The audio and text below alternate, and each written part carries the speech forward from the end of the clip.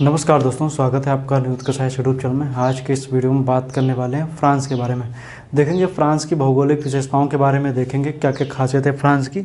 और जो नेक्स्ट मेरा वीडियो होगा वो मैं आइबेरिया प्रायद्वीप के ऊपर बनाऊंगा, फ्रांस का दक्षिणी हिस्सा, जिसमें हम बात करेंगे स्पेन की, पुर्तगाल की, वो खास करके उन दो देशों की बात करेंगे। तो आप लोग उसको जरूर देखिएगा, इंपॉर्टेंट वीडियो रहने वाला है। और यूरोप की श्रृंखला में लगभग मैं सभी देशों को बताऊंगा। हालांकि इससे पहले मैंने यूरोप की श्रृंखला ख़त्म कर दी, आप जाकर के प्लेलिस्ट में देखेंगे तो आपको वहां पर मिल जाएगा। ये एक नई श्रृंखला है जिसके तहत हम एक एक देश के बारे में विस्तृत रूप से जान रहे हैं। अगर आपकी कोई परीक्षा है, आपको एग्जाम देने जा रहे हैं, अगर आपको जल्दी से रिवीजन करना है तो वर्ल्ड ज्योग्राफी की प्लेलिस्ट में जाएंगे तो आपको यूरोप, एशिया, उत्तर अमेरिका, दक्षिण अमेरिका, ऑस्ट्रेलिया और यूरोप के साथ साथ अंटार्कटिका भी मिल जाएगा। आप लोग उसको देख लीजिए।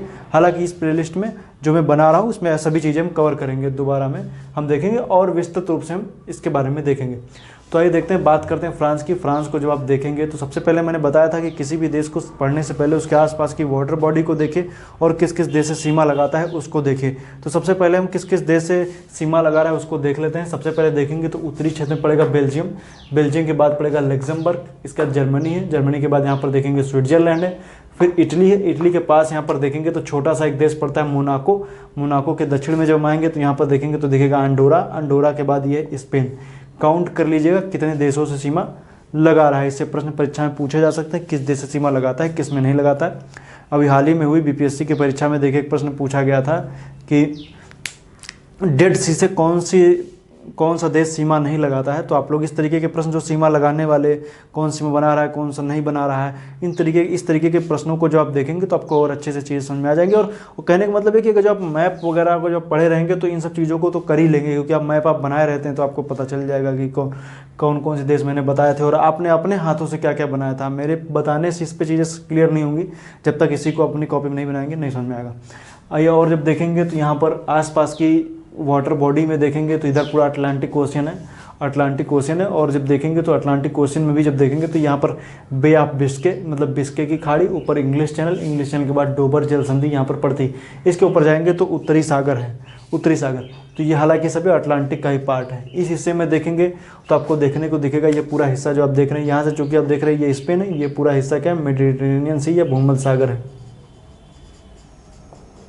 भूमध्य सागर है। और जो ये वाला हिस्सा दिख रहा है इसको लियोन की खाड़ी बोलते हैं, लियोन या लाइन की खाड़ी इसको बोला जाता है। ये इंपॉर्टेंट है, इसको याद रखें, ये भूमध्य सागर है, भूमध्य सागर। अब और जब हम देखेंगे तो यहाँ पर सबसे ज़्यादा प्रश्न जो बनते हैं फ्रांस के ऊपर वो बनते हैं यहाँ के प्रमुख पर्वतों के ऊपर, कौन कौन से देश की सीमा पर कौन सा पर्वत स्थित है, इस तरीके से प्रश्न आते हैं। तो इसमें जब हम देखेंगे तो हमें देखने को मिलता है, मुख्य रूप से देखेंगे तो अल्प्स पर्वत है, आल्प्स या अल्प्स बोलते हैं। तो इसमें जब देखेंगे तो ये स्विट्जरलैंड में है, ऑस्ट्रिया में है, फ्रांस में है और इटली में है, और जर्मनी में भी इसका थोड़ा सा एक्सटेंशन आपको थोड़ा बहुत वैसा दिख जाएगा, लेकिन वैसे ज़्यादा नहीं। मुख्य रूप से देखेंगे तो इतने में ही है, इटली में है। अब इसमें जब देखेंगे तो आल्प्स, यहाँ पर देखेंगे आल्प्स हो गया, ये देखिए यहाँ पर इसकी सबसे ऊंची चोटी माउंट ब्लैंक है, BLANC है, तो इसको याद रखिएगा। तो ये हो गया इटली और ये हो गया स्विट्जरलैंड।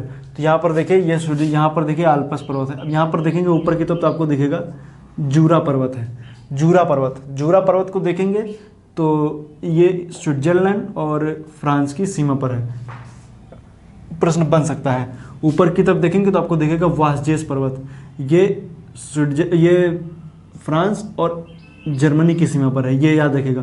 फ्रांस और जर्मनी की सीमा पर वासजेत, फ्रांस और स्विट्जरलैंड की सीमा पर जूरा, और फ्रांस और इटली की सीमा पर देखेंगे तो आपको यहाँ पर देखने को आपको एल्प्स मिलेगा। दक्षिण की तरफ आएंगे तो यहाँ पर आपको दिख रहा है पिरेनीज पर्वत, इसकी सबसे ऊंची चोटी माउंट एनीटो है। और ये फ्रांस और स्पेन के बीच में पड़ेगा, या फ्रांस और अंडोरा के बीच में भी आप कह सकते हैं। तो फ्रांस और स्पेन के बीच में कौन सा है, ये पड़ता है पिरेनीज पर्वत, ये देखेगा। हालांकि हम बताएंगे इसमें से यहाँ पर नदियाँ वगैरह भी निकलेंगी और वो हम स्पेन की खास नदियों के बारे में चर्चा करेंगे। यहाँ पर और नदियों की अगर जो बात करेंगे तो यहाँ पर हमें देखने को मिलती है गरोन नदी, सीन नदी, रोन नदी। रोन नदी के मुहाने पर इसका एक फेमस बंदरगाह, इसको बोलते हैं मर्सेली बंदरगाह। ये फ्रांस का इम्पोर्टेंट बंदरगाह, इसको हम लोग बोलते हैं मर्सेली बंदरगाह। ये इम्पोर्टेंट बंदरगाह है मर्सेली। और ये सीन नदी याद रखिएगा, इसी किनारे प्रश्न, एक बेसिक प्रश्न है, हर जगह मिल जाता है। पेरिस सीन नदी के किनारे है, वो आप जान ही रहे होंगे। तो ये और गैरोन नदी है, और इसमें भी ये देखिएगा सीन नदी गिरती कहाँ, इंग्लिश चैनल में गिरती है। और रोन नदी कहाँ गिरती है, ये गिरती भूमध्य सागर में। गैरोन नदी कहाँ गिरती है, बे ऑफ बिस्के में। इस तरीके से प्रश्न आपसे पूछा जा सकता है, इनको भी आप याद रखिएगा। बे ऑफ बिस्के भी आप देख लीजिए, मैं हल्का सा और बता दूँ, ऊपर की तरफ ये देख रहे हैं फ्रांस है, फ्रांस के नीचे देख रहे हैं ये स्पेन है, और इन दोनों के बीच में ये बे ऑफ बिस्के है। तो प्रश्न बन सकता है कि बे ऑफ बिस्के किसके किसके बीच में, तो फ्रांस और स्पेन के बीच में बे ऑफ बिस्के है। बिस्के की खाड़ी इन दो देशों के बीच में पड़ती, फ्रांस और स्पेन के बीच में। आप मैप देखेंगे तो आपको अच्छी चीज़ें और सोचे समझ में आ जाएंगी। अब इसमें और देखेंगे तो यहाँ पर और यहाँ की कुछ खासियत मैं बता दूँ, देखेंगे तो ये पश्चिमी यूरोप का सबसे बड़े देशों में से एक आता है, और ये कृषि प्रधान देश है। इसकी टोटल जो कृषि होती है वो इसके पश्चिमी हिस्से पर होती है, इस हिस्से में। इधर का पूर्वी हिस्सा जब देखेंगे तो लगभग ये क्या पहाड़ी है, पठारी क्षेत्र है, यहाँ पर पठार भी हैं और ऊंचे ऊंचे पहाड़ भी हैं ये वाले हिस्से में, तो इसलिए खेती वगैरह इधर ज़्यादा नहीं होती है। लेकिन हालांकि देखेंगे तो जनसंख्या का संकेंद्रण आपको इस जगह पे दिखता है, लेकिन मुख्य रूप से देखेंगे तो यहाँ पर पहाड़ वगैरह आपको देखने को मिलते हैं, और ये काफ़ी ऊंचा वाला एरिया है। इसका अगर जो हम क्षैतिज रूप से इसकी काट देखेंगे तो कुछ इस तरीके से बनेगी, इस तरीके से। देखिए सबसे पहले देखेंगे तो ये मैदानी क्षेत्र तरीके का पड़ेगा, इसके बाद में ये देखेंगे तो ये पहाड़ी क्षेत्र पड़ेगा, मतलब पर्वत इस तरीके से। हल्का फुल्का यहाँ पर भी मैसिफ वगैरह थोड़े बहुत पाए जाते हैं, तो हल्का सा इसको भी इधर थोड़ा सा उठा लीजिए इस तरीके से।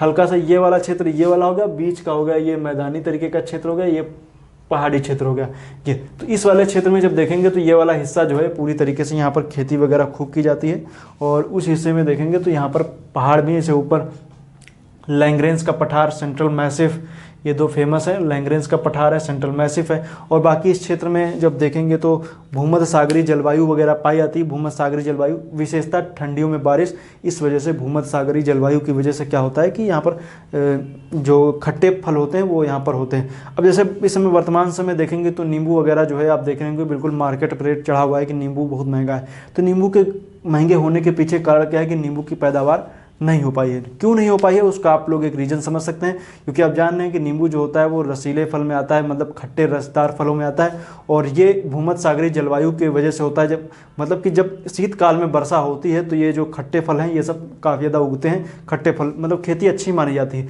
लेकिन इस बार के मानसून की प्रक्रिया में आप देखें या कहें कि जो पश्चिमी विक्षोभ जो था वो इस बार आया नहीं। जनवरी, दिसंबर, जनवरी, फरवरी, मार्च, अप्रैल में थोड़ी बहुत बारिश वगैरह छिटपुट हो गई, लेकिन इधर शुरुआत के जो 4 महीनों में बिल्कुल बारिश ना होना, ये नींबू की पैदावार, नींबू, संतरा, इन सब चीज़ों के मुख्य रूप से देखेंगे नींबू वगैरह की पैदावार काफ़ी कम हो गई, क्योंकि शीतकाल में बारिश ना होने की वजह से। तो शीतकाल में बारिश हुई नहीं, नींबू की पैदावार हुई नहीं, इसलिए देख रहे हैं नींबू के रेट ऊपर चढ़े जा रहे हैं। उसी तरीके से यहाँ पर देखेंगे तो ये वाला क्षेत्र जो आप देख रहे हैं, ये वाला हिस्सा, यहाँ पर काफ़ी ज़्यादा देखेंगे तो ये विटीकल्चर के लिए काफ़ी ज़्यादा फेमस है। यहाँ पर काफ़ी ज़्यादा यहाँ पर अंगूर की खेती वगैरह ये सब चीज़ें यहाँ पर की जाती हैं। इस वजह से जब आप देखेंगे तो ये वाला हिस्सा आपको देखने को मिलेगा कि यहाँ पर खेती भूमध्य सागरीय मुख्य रूप से जलवायु पाई जाती है फ्रांस में, और शराब उद्योग यहाँ के काफ़ी ज़्यादा चलन में है। लियोन में देखेंगे तो यहाँ के दो प्रमुख औद्योगिक क्षेत्र, रेशमी वस्त्र उद्योग के लिए जाना जाता है, लिली टेक्सटाइल के लिए जाना जाता है। तो लियोन रेशमी वस्त्र उद्योग और लिली टेक्सटाइल के लिए याद रख सकते हैं, हो सकता है कभी सुमेलित करने के लिए आ जाए। जहाँ का शहर है यहाँ पर देखें, ये एक शहर है, इसका बोलते हैं नाइस। अर्थशास्त्र में पढ़ेंगे तो आपको नाइस की संधि मिलेगी, नाइस की संधि आप पढ़ के बताइएगा कि किसके लिए नाइस की संधि। तो नाइस यहाँ का फेमस शहर है, इसको भी आप याद रखिएगा। बाकी चीज़ें लगभग मैंने बता ही दी, और कुछ इसमें खास है नहीं। हालांकि बताने के लिए तो बहुत कुछ है, इसमें तोड़ सकते हैं छोटा छोटा आप, लेकिन अब बहुत ज़्यादा इंपॉर्टेंट है नहीं कि इसको हम बेसिक और भी अंदर घुस के बताने कोई जरूरत नहीं, इतनी चीज़ें आती हैं।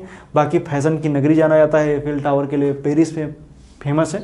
इन सब चीज़ों को आप जान ही रहे हैं। ऑफिशियल लैंग्वेज यहाँ की फ्रेंच है। बाकी अब देखेंगे तो इसमें कई सारे, अगर जो आप इसको डिवीज़न में देखें तो एक तो मुख्य फ्रांस की भूमि हो गई, दूसरा हो गया जो फ्रांस के आसपास के द्वीप हैं। जैसे दक्षिण अमेरिका में देखें तो फ्रेंच गुयाना फ्रांस के अधीन ही है। बाकी इधर देखें तो यहाँ पर ऐसे कोर्सिका दिखता है, कोर्सिका एक द्वीप है जो फ्रांस के अधीन है। कोर्सिका के नीचे सर्डिनिया इटली में है, तो कोर्सिका और सर्डिनिया के बीच में एक जलसंधि, इसको बोलते हैं बेनिफेसियो की जलसंधि। कोर्सिका, बॉलीवुड की पिक्चरों में आपको कोर्सिका का जिक्र आपको देखने को मिलता, कई बार हुआ है। तो कोर्सिका आप याद रखिए, कोर्सिका का है, फ्रांस में है। जैसे रीयूनियन द्वीप आप पढ़ते हैं, मार्टिनिक द्वीप पढ़ते हैं, ये सब फ्रांस में ही आते हैं, तो उनको भी आप याद रखिएगा। आज के लिए इतना ही, उम्मीद करता हूँ वीडियो अच्छा लगा। वीडियो देखने के लिए आपका बहुत बहुत धन्यवाद। नेक्स्ट वीडियो में मैंने जो बताया आपको, नेक्स्ट जो हम बात करने वाले हैं वो हम बात करेंगे आइबेरिया की।